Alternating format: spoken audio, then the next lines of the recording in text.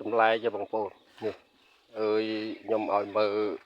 ចេកមកស្ទួងបងប្អូនណាចេកមកស្ទួងវាផ្លែបងប្អូនឃើញទេនេះចេកមកស្ទួង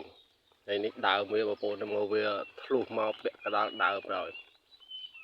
នេះបងប្អូនឃើញទេធ្លុះពាក់កណ្ដាលដើមហើយដើមវាទៅលើនោះហើយដើមនៅដល់លើនោះអត់មានបាក់កបាក់អីទេគឺដើមលាស់ត្រួយឯធម្មតាអីចឹងហ្នឹងឃើញទេហើយដើមវាធម្មតាអត់មានបាក់កបាក់អីទេថាបាក់កអីចឹងទៅពេលដែលវាចេញទៅយោងអីចឹងទៅអាហ្នឹងវាអាចថានឹងធ្លាយចេញតាមដើមវាអីចឹងតែនេះអត់ទេគឺដើមវាអីគឺវាចេញស្លឹកចេញត្រួយវាធម្មតាចេញស្លឹកចេញត្រួយធម្មតាប៉ុន្តែផ្លែវាដល់ពេលវាផ្លែចេញមកវាធ្លុះមកពាក់កណ្ដាលដើមដល់ឃើញបងប្អូនពាក់កណ្ដាលដើមដល់ចូលវាចម្លែកដែរបងប្អូនមកឃើញទេវាធ្លុះចេញមកប្រហើយ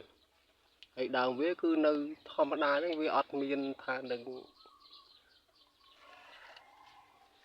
បាក់កវាធម្មតាគណៈតែវាបាក់កអីចឹងទៅអាហ្នឹងវាអាចថានឹងធ្វើឲ្យទៅយោងឬក៏ផ្លែវាដែលត្រូវចេញមកហ្នឹងដល់ពេលវាចេញមកហ្នឹងវាអាចនឹងធ្លុះដើមចាក់ចេញធ្លុះដើមធ្លុះអីចឹងប៉ុន្តែចេកម្ដើមនេះវាអត់មានអញ្ចឹងទេគឺវា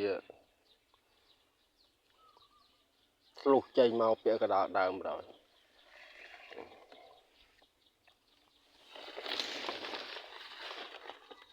អានេះវា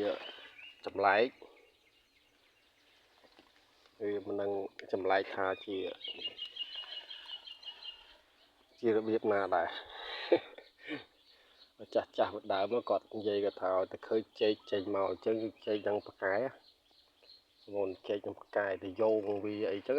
វាចេញទៅយោងមកពាក់កណ្ដាលដើមដែលដើមវាអត់មានបាក់កបាក់អីចឹងនេះវាអត់មានបាក់កបាក់អីពីចុងពីអីចឹងឬក៏ពាក់កណ្ដាលដើមអីដែលវាបាក់កមកវាធ្វើមិនអោយទៅយោងវាចេញកើតផ្លែវាចេញមកកើតអីចឹងអានឹងគេថាប៉ាកែដូចចេកដូចចឹងអីបងប្អូនវាអត់មានបាក់កបាក់អីទេដើមវាតែពេលដែលវាចេញផ្លែមកគឺវាចេញមកពាក់កណ្ដាលដើមបណ្ដោយហើយផ្លែច្រើនទៀតបងប្អូនវាគ្រាន់តែថាផ្លែវាអត់សូវឆ្លោះដូចយើងចេកដែលចេញមកតាមកផ្លែវារៀងតូចតិចចេញតាមកអីចឹងទៅអាហ្នឹងវាមកដូចអាដើមវាអីចឹងទៅវាចេញតាមកទេបងប្អូនវាចេញតាមកផ្លែវាឆ្លោះតែនេះគាត់បេះទុំទៅបេះមួយទុំទៅបេះមួយអីចឹងឯងទុកវាចឹងទៅពេលទុំទៅបេះមួយទៅយូរចឹងអស់មួយស្ទួងហ្នឹងនេះស្ទួងវាអានេះគឺវាចេញមកតាមធម្មជាតិវាអានោះដើមវាអត់មានបាក់កបាក់អីទេដើមអត់បាក់កប៉ុន្តែវាចេញផ្លែមកគឺពាក់កណ្ដាលដើមមកចឹងមិនថាចេកនេះវាចម្លែកខុសពីគេវាមិនដឹងជា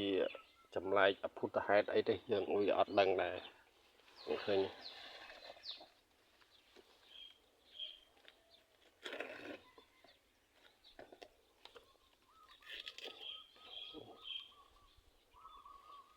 ចេញមកយូរហើយបងប្អូនគឺចេញមកយូរ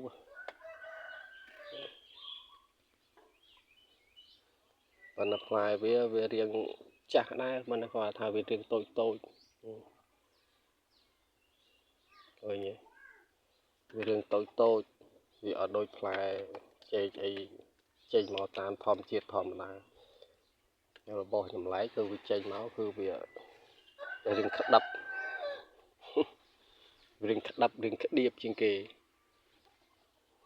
វាអត់សូវធំធាត់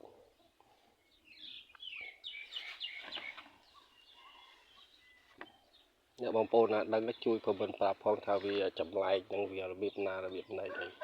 មានបងប្អូនណាដឹងជួយខមមិនប្រាប់ផងបងប្អូនបាទចេកហ្នឹងវារបៀបម៉េចយើងអាចទុកវាយូរទៅធ្វើ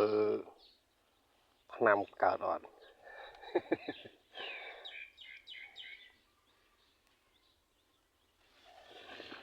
បាទហ្នឹងហើយបងប្អូនអរគុណច្រើន